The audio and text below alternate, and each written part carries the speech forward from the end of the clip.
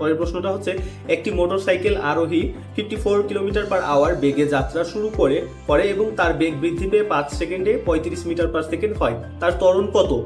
তার হচ্ছে ত্বরণ বের করতে বলেছে। এখন আমাকে হচ্ছে যে এটা মিটার/সেকেন্ডে দেওয়া নাই, আমাকে প্রথমে মিটার/সেকেন্ডে নিয়ে নিতে হবে। আমাকে প্রথমে মিটার/সেকেন্ডে নেওয়ার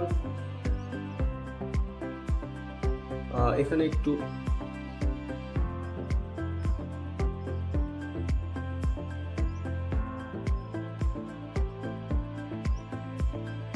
আচ্ছা, এই কোশ্চেনটা দেখো, বলছে একজন মোটরসাইকেল আরোহী 54 কিলোমিটার/আওয়ার বেগে যাত্রা শুরু করে এবং সেই বেগটা বৃদ্ধি পায় 5 সেকেন্ডে এবং 35 মিটার/সেকেন্ড হয়। তাহলে ত্বরণ কত?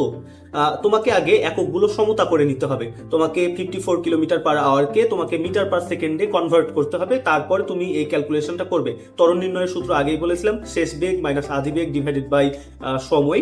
তাহলে এখানে শেষ বেগ হচ্ছে 35 মিটার/সেকেন্ড এবং 54 কিলোমিটার/আওয়ারকে তুমি যদি মিটার/সেকেন্ডে করো তাহলে সেক্ষেত্রে 15 মিটার/সেকেন্ড আসবে, অর্থাৎ 35 মাইনাস 15 ডিভাইডেড বাই 5। তাহলে কত হয়? 20 divided by 5 equal to 4। Answer হবে 4। দেখো আমরা কিভাবে বের করেছি, পরের স্লাইডে আমরা দিয়ে রেখেছি। এই যে এখানে আদি বেগ দেওয়া আছে 54 কিলোমিটার/আওয়ার, আদি বেগটাকে হচ্ছে 54 কিলোমিটার/আওয়ারকে 15 মিটার/সেকেন্ডে কনভার্ট করেছি, তারপরে আমরা হচ্ছে ক্যালকুলেশন করে পেয়েছি এই যে a equal to 35 minus 15 divided by 5 equal to 4 metre per second.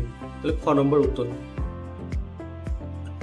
আমরা এখানে গ্রাফের মাধ্যমে দেখিয়েছি। দেখো, সময় যখন শূন্য ছিল তখন বেগ ছিল 15, 54 কিলোমিটার/আওয়ার, যেটা কত ছিল? 15। যখন সময় 5 সেকেন্ড অতিবাহিত হয়েছে তখন শেষ বেগ কত হয়েছে? শেষ বেগ হয়েছে 35 মিটার/সেকেন্ড। তাহলে দেখো তো 5 সেকেন্ডে কত বেড়েছে বেগ? 5 সেকেন্ডে 20 মিটার/সেকেন্ড বেড়েছে।